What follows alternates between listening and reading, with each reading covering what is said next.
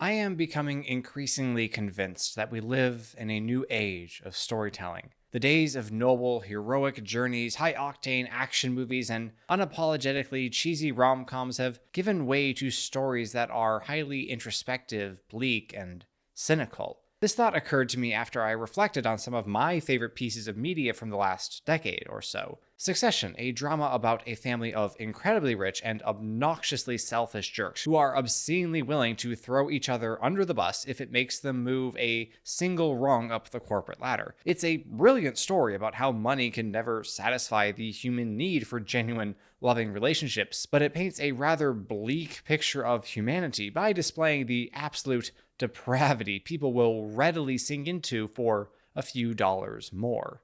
Better Call Saul, one of the best written shows of all time, and the rare prequel that actually matches its successor in terms of quality. Yes, Better Call Saul is every bit as good as Breaking Bad. Trust me. These two shows are not only some of the best television ever made, they are also powerful cautionary tales against sloth and pride. The titular character in Better Call Saul is seemingly incapable of not finding the easiest solution to any given problem, no matter how illegal it may be or how his antics may affect those closest to him. And Walter White, of course, is the poster child for the dangers of hubris and how a man's apparent need to control every aspect of his life is the very thing that leads to him losing everything.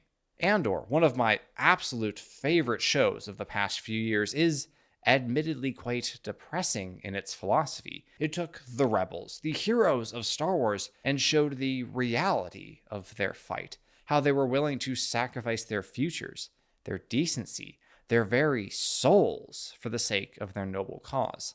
Again, I love this show, and it does work due to Star Wars having a well-established history of good guys struggling to make the right choice, but there's absolutely a part of me that wants the men and women fighting for freedom to personally embody the pure ideals they espouse. Andor is, once again, a rather harsh view of humanity, if hardly an inaccurate one.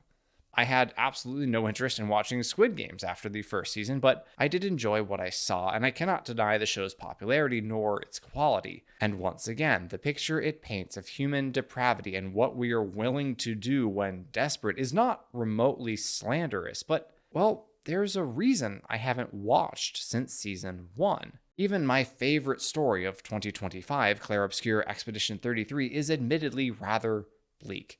I love this game. I absolutely love it. But there is a part of me that really wanted it to be a more heroic, uplifting tale, which in a way it is. And I don't want to spoil anything. And what you take away from the game does depend on how you view it.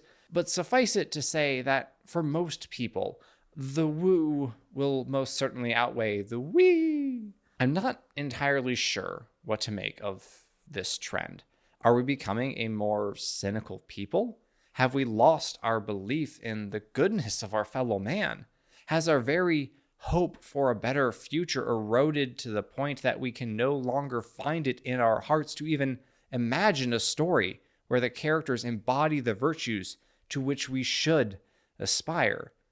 I'm being somewhat hyperbolic, I hope. Naturally, there are stories out there that are uplifting and inspiring. Perhaps it says more about me than it does about our storytelling industry that my favorite recent shows are quite bleak. But I am looking for stories like those of past decades, one that seek to light the way rather than expose the rot. But it seems to me that our most skilled storytellers aren't really interested in telling such simple tales. Perhaps we feel that since we are adults, we should be telling more mature stories, and that means ones that are grittier, darker, and more skeptical. Why do you think every Marvel property nowadays insists on undercutting every serious moment with a quip? That's no good.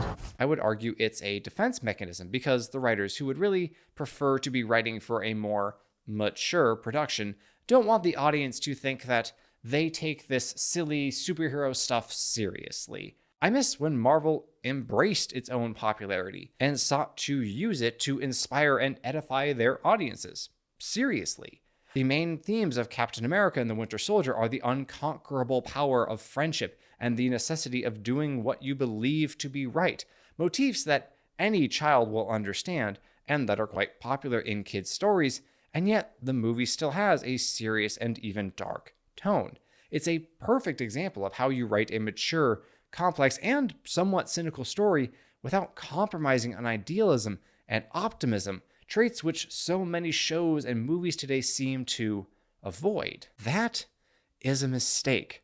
Again, I thoroughly enjoy those gloomily introspective shows that I've listed, but I long for our storytellers to let go of the idea that they have to tell such stories, because that's how reality is, and their job as mature writers and directors is to reflect reality back at us. Not that doing so is without value, but I can immerse myself in the dismal, murky, depressing reality of life every time I open up Twitter. I ache for stories that have a more straightforward and, yes, simpler view, that are not afraid to weave meaningful themes into their fantastical settings, that depict the battle between good and evil without feeling the need to compromise and qualify both sides. I don't think I'm alone in this desire, and I would attribute no small part of K-pop Demon Hunter's success to that same longing. This movie is unapologetically itself. It's wacky, it's ridiculous, it's over the top in every way possible, and somehow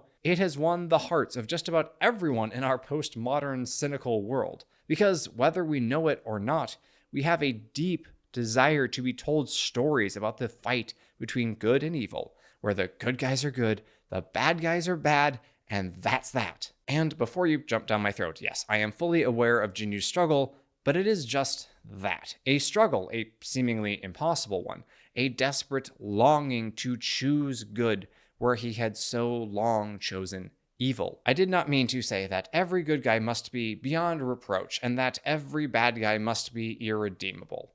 Boromir fell victim to temptation, and Grima Wormtongue had a path to redemption if only he could have chosen to walk it.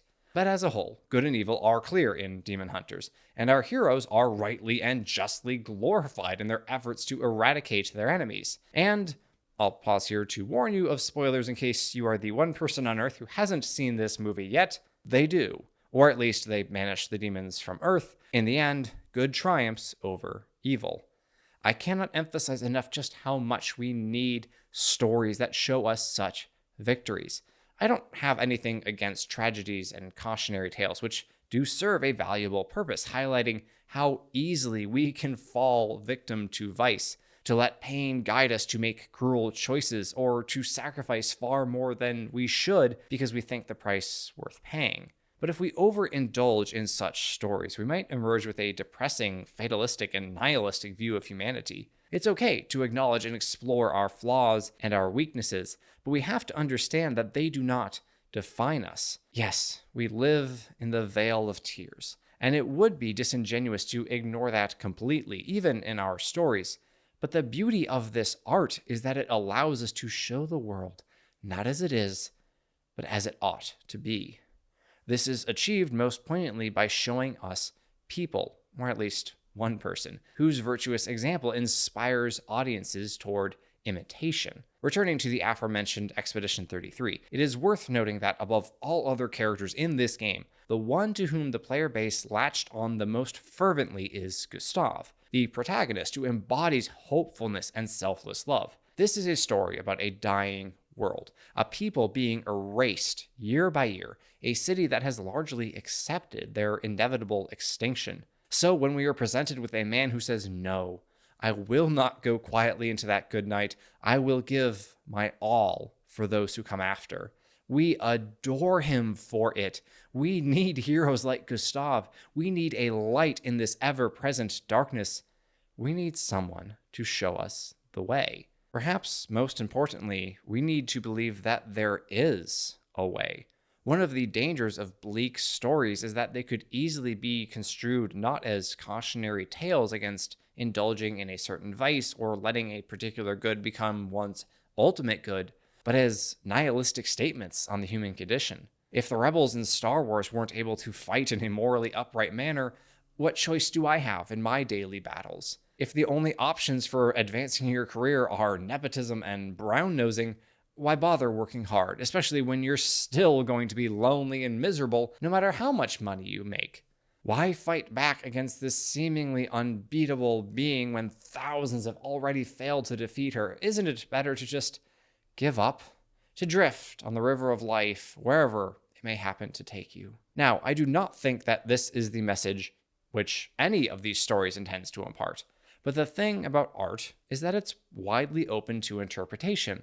And if one is already inclined towards such a nihilistic viewpoint, perhaps it would be best if they avoided tales like Better Call Saul or Expedition 33. And that's the thing about all those stories that I mentioned at the beginning. I don't feel as if I can freely recommend them to just about anyone, as you can't really be sure what they're going to get out of that story or take away from it. But I can tell absolutely everyone in my life that they should read Lord of the Rings, or watch Avatar: The Last Airbender, or play Halo once they're of appropriate age anyway.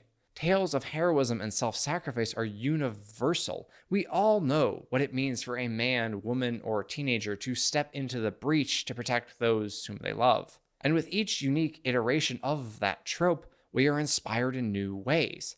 Aang makes us want to stick to our principles no matter the odds or the consequences.